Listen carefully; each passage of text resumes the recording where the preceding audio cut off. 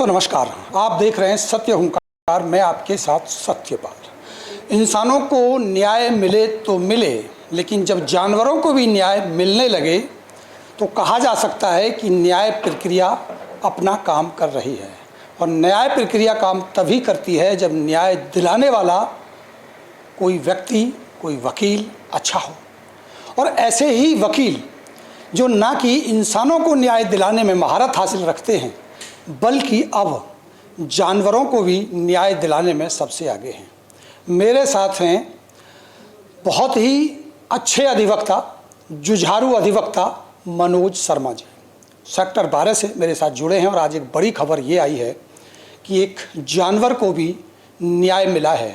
Postmortem करने का और उसके ऊपर एफआईआर करने का आदेश कोर्ट ने किया है। क्या है पूरा मामला, ये समझें। सबसे पहले स्वागत करते हैं मनोज जी, बहुत बहुत स्वागत है आपका। सबसे पहले सत्य हुंकार। धन्यवाद। आपके बहुत सारे चर्चे तो पहले रहे ही हैं, बहुत सारे अजीबोगरीब केसों में आपने एफआईआर दर्ज करवाई और भी हमने कई केस पहले भी कवर किए। लेकिन आज का जो केस है वो मेरे लिए तो कम से कम हैरान करने वाला है कि एक जानवर यानी एक कुत्ते की मौत हो जाती है और उसे न्याय नहीं मिलता। लंबी जिद्दोजहद होती है और आखिरकार आज उस पर एफआईआर के आदेश आप करा लेते हैं। सबसे पहले समझेंगे क्या था पूरा मामला और कैसे आप यहाँ तक पहुँचे। देखिए, मामला ये है कि भूपानी थाना क्षेत्र के किड़ावली गांव है, वहाँ पर एक पारस डॉग क्लिनिक एंड हॉस्टल है वहाँ पर। और उसे एक पार्टनर चलाते हैं, 2-3 मिलके, जिनमें एक खुद पशु चिकित्सक है। और दिल्ली की निवासी हैं एक शिवानी। उन्होंने अपना लैब्राडोर नस्ल का एक कुत्ता, 7 वर्ष के लगभग की उम्र था, और उसको उन्होंने देखरेख के लिए डॉग क्लिनिक पर, ये पारस डॉग क्लिनिक पर उन्होंने रखा था। उनको कुछ हेल्थ प्रॉब्लम थी, तो उन्होंने कहा कि तब तक मैं परेशान हूँ, तब तक इसको यहाँ पर देख के लिए रख दूँ। और उस देखरेख के लिए, उस कुत्ते के लिए 15,000 रुपये प्रतिमाह उनको चार्ज बताया गया था, जो वो भुगतान करती थी। ट्रीटमेंट के लिए जैसे रखा, टेक केयर के लिए, देखरेख के लिए। तो सितंबर 2022 में इस कुत्ते को उन्होंने छोड़ा था इनके पास। और उसके बाद मई 18 को वो शिवानी को कॉल आता है क्लिनिक से कि आपका कुत्ता हार्ट अटैक से मर गया है। और ये लड़की उस वक्त गोवा में थी, दिल्ली में नहीं थी। तो इसने आने में तो असमर्थता जताई, परंतु इसने कहा कि मैं अपने भाई को भेज रही हूँ। और इसका एक भाई वहाँ पर पहुँचा है पारस क्लिनिक में, जो उसको कुत्ता दिखाया गया। तो उसने एक वहाँ पर वीडियो बनाया। वीडियो जो बनाया है उसमें उस कुत्ते की नाक पर चोट स्पष्ट दिख रही है। उन्हें संदेह हुआ कि ये मौत चोट की वजह से। संदेह वहाँ तक नहीं था। संदेह तब शुरू हुआ जब उस लड़के ने इस चोट के बाबत पूछा और उस लड़की को बताया है, शिकायतकर्ता को। और शिकायतकर्ता ने डॉग क्लिनिक वालों को ये बोला कि आप एक तो मुझे सीसीटीवी फुटेज दिखाइए कि कुत्ता कैसे मरा, और अगर आप जो कह रहे हैं कि हार्ट अटैक से मरा, तो आप इसका पोस्टमार्टम करवा दीजिए, मैं तब तक लौट रही हूँ। ये कह के और वो लड़की वापस आती है 3 दिन बाद, और फिर वो डॉग क्लिनिक पर जाती है पारस पे। अब संदेह यहाँ से शुरू होता है कि डॉग क्लिनिक वाले उसको 18 मई 2023 की सीसीटीवी फुटेज तो दिखा रहे हैं, जिसमें वो कुत्ता अपने लिए बनाई गई जगह पे लेटा हुआ है और बिल्कुल स्थिर है, यानी एक तरीके से कहें कि मृत है। परंतु उससे पहले की सीसीटीवी फुटेज वो नहीं दिखा रहे हैं उन्हें। आज तक भी नहीं दिखाई, आज तक भी नहीं दिखाई कि जब कब तक वो जीवित था और वो अगर उसकी मृत्यु हुई तो कब हुई। इसमें 2 बातें बड़ी विशेष हैं कि चप्पा चप्पा उस डॉग क्लिनिक और हॉस्टल का सीसीटीवी से कवर्ड है, और यही देखकर उन्होंने अपने कुत्ते को यहाँ छोड़ा था।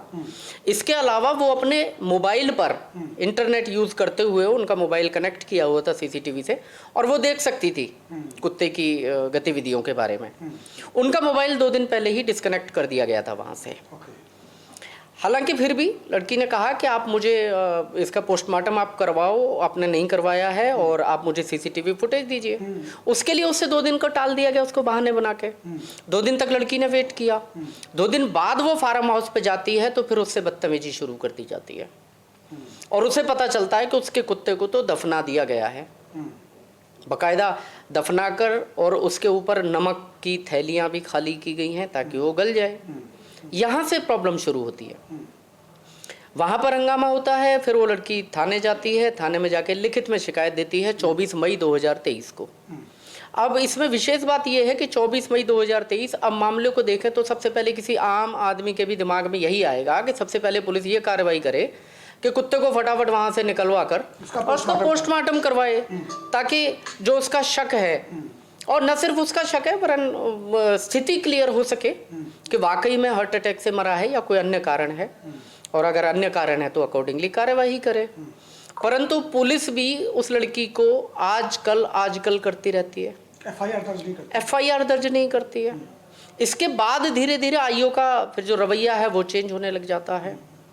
एक दिन तो ये हरकत भी होती है कि शिकायत के बाद उसे बुलाया जाता है, आरोपित लोग भी आते हैं वहाँ पर और लड़की को भी बुलाया जाता है, और उनके मोबाइल्स को छीन कर रख लिया जाता है ताकि वो वीडियोग्राफी ना कर सकें, बातचीत क्या हो रही है। वो लोग वहाँ धमकाते हैं उस लड़की को थाने में, महिला पुलिसकर्मी बदतमीजी करती हैं उस लड़की से। उसके बाद भी वो लड़की खून के घूंट पीकर रह जाती है। वो चाहती है कि मेरे तो आप कुत्ते को आप न्याय दिलवाइए, सच्चाई को सामने लाइए। उसके बाद आईओ फिर उसे नित नए बहाने बनाकर टालता रहता है, और 4 जून, 5 जून और 6 जून 3 दिन उस लड़की को स्पेशली थाने बुलाया जाता है, ये जानते हुए भी कि वो लड़की दिल्ली में रहती है और दिल्ली से स्पेशल ऑटो करके आती है। मतलब परेशान करने की नीयत थी सीधी सीधी। पुलिस जो अधिकारी है, जो जांच अधिकारी है, उसकी बिल्कुल परेशान करने की नीयत थी। इन 3 दिनों में क्या होता है कि वो लड़की थाने जाती है अपनी किसी सहेली या अपनी भाभी के साथ, उन दोनों महिलाओं के साथ वहाँ बदसलूकी की जाती है, उन पर हंसा जाता है, उनको अपमानित किया जाता है, उनको न सिर्फ इतना बल्कि धमकी दी जाती है कि घर से उठवा लिया जाएगा नहीं समझी तो। और ये सब पुलिस की मौजूदगी में होता है। यहाँ तक भी आप अगर रुक जाइए कि चलिए आरोपित पक्ष है, अपनी सी वो कहेंगे, अपनी सी ये कहेंगे। यहाँ आईओ का बर्ताव बड़ा आश्चर्यजनक था कि आईओ 5 तारीख और 6 तारीख को आईओ का व्यवहार ही एकदम परिवर्तित हो जाता है, और आईओ फिर उल्टा दबाव ये बनाने लग जाता है कि आपने इनके फार्म हाउस पर जाकर हंगामा काटा है और इन लोगों ने भी आपके खिलाफ शिकायत दी है और मैं तो कार्रवाई करूंगा आपके खिलाफ। जैसा कि एक नेचर होता है, सीधा दबाव कि 24 तारीख की उसकी शिकायत पे आप कार्रवाई आगे नहीं बढ़ा रहे हो, उल्टा उसे धमका, और 5 जून को जाकर आप बल्कि उल्टा उसे एक नए केस में इम्प्लीकेट करने की धमकी एक तरीके से दे रहे हो, सो दैट इससे स्पष्ट हो जाता, कोई भी समझ सकता है कि वो अपनी शिकायत को परस्यू ना करे, वापस ले ले। अब वो किसी तरीके से मेरे संपर्क में आते हैं, मैं बड़ा आश्चर्यचकित होता हूं कि किस प्रकार से सरेआम न्याय की हत्या उन लोगों द्वारा की जा रही है जिनको न्याय को प्रोटेक्ट करने के लिए ही तनख्वाह मिल रही है, हमारे ही पैसों की तनख्वाह मिल रही है उन लोगों के। खैर, सारे तथ्यों से रूबरू होने के बाद मैं फिर इसमें एक पिटीशन में दायर करता हूं, और वो पिटीशन कोर्ट में सुनवाई के लिए अगले दिन के लिए इस मामले की अर्जेंसी को देख के हम रखवाते हैं। और माननीय अदालत का मैं बड़ा धन्यवाद करना चाहूँगा, मैं बड़ा आभारी हूँ कि इस प्रकार का जो निर्णय आया है इस निर्णय से आम जन में न्याय की उम्मीद बनी, न सिर्फ बनी रहती है वरन और मजबूत हो जाती है कि न्याय अभी न्यायालयों में बाकी है। बेशक पुलिस द्वारा इसकी हत्या सरेआम गड्ढे में दबाकर की जा रही हो, जैसे इस कुत्ते को दबाकर कर दी गई थी। माननीय अदालत में हमारी दलील यही थी कि अगर हार्ट अटैक से मौत हुई है तो उस डॉग हॉस्टल के मालिकों को सीसीटीवी फुटेज दिखाने में क्या ऐतराज है। अगर हार्ट अटैक से मृत्यु हुई है, आप चार्ज ले रहे थे, मुफ्त में तो रखा नहीं था आपने कुत्ता। 15,000 रुपये प्रतिमाह आप देखेंगे। आज न जाने मेरे ख्याल से मध्यम वर्गीय परिवार के बच्चों की शायद पढ़ाई की फीस नहीं है प्रतिमाह की इतनी, वो 15,000 रुपये प्रतिमाह आपको कुत्ते की देखरेख के लिए पे कर रही थी उसकी मालकिन। आपने उसका पोस्टमार्टम क्यों नहीं कराया? ये सब को खत्म कीजिए, आपने उस कुत्ते को दबा क्यों दिया, उस पर नमक क्यों डाल दिया? आप क्या एविडेंस को खत्म करना चाह रहे थे? और इसके बाद जो हमारी अगली दलील थी कि ये सब कुछ पुलिस के संज्ञान में 24/5/2023 को आ जाने के बावजूद भी 7 तारीख को हमने पिटीशन दायर करी है, 7 तारीख तक पुलिस की कोई कार्रवाई नहीं थी, वरन पुलिस उसे उल्टा धमका रही थी। तो ये सब हमारी दलीलों को सुनकर और कोर्ट ने इसे समझा, इसे माना। इसके अलावा हमारी एक दलील और भी थी कि अगर उसकी मृत्यु सामान्य स्थितियों में भी हो गई है, उसके बावजूद उसको ये राइट है कि उसका क्रियाक्रम उसके मालिकों की देख रेख में उसके द्वारा किया जाए और उसको एक सम्मानजनक तरीके से उसका अंतिम क्रियाकर्म किया जाना चाहिए। तो ये सब दलीलों को कोर्ट ने मानते हुए आज थाना भूपानी एसएचओ को मुकदमा दर्ज करने और एकदम फेयर इन्वेस्टिगेशन करने के आदेश दिए हैं। कोर्ट ने ये माना है अपने आदेश में कि न सिर्फ उस डॉग हॉस्टल के मालिकों पार्टनर जो भी हैं वो उनका जो कृत्य है वो संदेहजनक है, ड्यू डिलीजेंस उन्होंने नहीं बरता है, अपने द्वारा किए जाने वाले कर्तव्य का पालन नहीं किया है, वरन इसके साथ साथ पुलिस ने भी वो कार्यवाही नहीं की है जो उससे अपेक्षित थी कानून के अनुसार। इसलिए स्पष्ट निर्देश देते हुए कहा है कि आप मुकदमा दर्ज करें और इस मामले में एकदम निष्पक्ष जांच करें कानून के अनुसार। और न सिर्फ इतना बल्कि अगली तारीख देते हुए कोर्ट ने यह भी कहा है कि पुलिस इसमें आगामी प्रगति रिपोर्ट, जांच की प्रगति रिपोर्ट फाइल करे और कोर्ट को ये बताए कि उन्होंने अब तक क्या किया है। तो कोर्ट के इस आदेश से न सिर्फ कुत्ते की जो मालकिन है कंप्लेनेंट, न सिर्फ उसके वरन सभी आम जनमानस के मैं आपके थ्रू इस मैसेज को कन्वे करना चाहूँगा। आपका भी धन्यवाद कि इस प्रकार के सार्थक जो चीज़ें हैं इनको आप लोगों तक पहुँचा रहे हैं। इससे लोगों में न्याय जगेगा कि ऐसा नहीं है कि दुनिया भर की अव्यवस्था फैल रही है। पुलिस के कुछ कई लोग ऐसे हैं जिन्होंने पुलिस के विभाग को पूरा बदनाम कर रखा है अपने भ्रष्टाचार के चलते, परंतु इसके बावजूद भी अभी न्याय की उम्मीदें बाकी हैं। और सबसे बड़ी बात है कि आप लड़ेंगे तो ही आप जीत की आशा कर पाएंगे, लड़ेंगे ही नहीं तो आप तो पहले ही लड़ने से पहले ही हार जाते हैं। तो लड़िए, न्याय आपके लिए उपलब्ध है। वकील साहब, पूरी कहानी आपने बताई, स्पष्ट हो गई सारी चीज़। अब एक दो सवाल यहाँ खड़े होते हैं और समझना चाहेंगे कि इंसानों के लिए तो लोग लड़ते रहते हैं, उनके लिए न्याय नहीं मिलता, कुत्ते की बात है, जानवर की बात है, तो क्या वही धाराएं लागू होंगी जो इंसानों की लापरवाही में होती हैं कुत्ते की, या धाराएं अलग होती हैं? या मैं कहूँ जैसे सबूत मिटाने की कोशिश हुई, तो सबूत मिटाने की जो कोशिश हुई है क्या यहाँ वही धारा काम करेगी जो इंसानों के लिए करती है, या इसका पेट एनिमल्स का कोई अलग एक्ट होता है? आपका ये जो प्रश्न है एक मिश्रित प्रश्न है और उसका उत्तर भी मिश्रित है, जो मैं स्पष्ट कर देता हूँ कि पशुओं के बारे में, पशुओं पर अत्याचार के बारे में विशेष कानून बना रखे हैं सरकार ने, जिनमें एनिमल क्रुएल्टी एक्ट है जिसको टाइम टू टाइम अमेंड भी किया गया है। और इसमें एनिमल पशुओं पर किए जाने वाले अत्याचार के जो अपराध की सज़ा है उसको धीरे धीरे अमेंडमेंट के थ्रू बढ़ाया भी जा रहा है। तो एक तो इसमें एनिमल क्रुएल्टी एक्ट के प्रावधान लागू होंगे जो कुत्ते के प्रति क्रूरता की जाना है और क्रूरता के द्वारा उसकी मृत्यु कारित किया जाना है। इसके अलावा आपकी बात बिल्कुल सही है कि वहाँ पर अब जो सबूत मिटाने का जो उन्होंने जो कृत्य किया है उसके बारे में सीआरपीसी की धारा ही लागू होगी, जो वही होगी जो किसी भी मामले के सबूत मिटाने के लिए लागू होती है। सीआरपीसी के कुछ अन्य प्रावधान भी हैं जो जानवरों पर की जाने वाली क्रूरता के संदर्भ में हैं, वो भी इसमें लागू होंगे।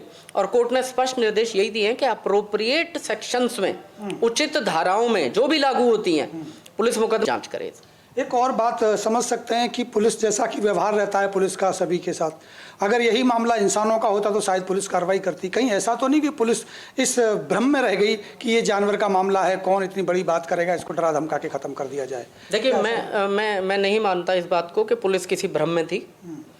रूबरू आए दिन होते रहते हैं और पुलिस वालों को पता है कि इस मामले में स्पेशल एक्ट बना हुआ है और उसके क्या क्या प्रावधान हैं और किस किस प्रावधान में उनमें कार्यवाही करनी चाहिए थी। तो किसी प्रकार का भ्रम नहीं है, परंतु मैं इसे साफ साफ पुलिसकर्मी, जांच अधिकारी की, यहाँ तक कि मैं कहूँगा मैं कभी भी एसएचओ को मैं सेपरेट करके नहीं देखता हूँ किसी भी जांच अधिकारी से, क्योंकि हर एसएचओ को उसकी जिम्मेदारी भी है और उसकी जानकारी में रहता है कि उसका हर जांच अधिकारी उसके थाने का किस मामले में क्या कार्रवाई कर रहा है।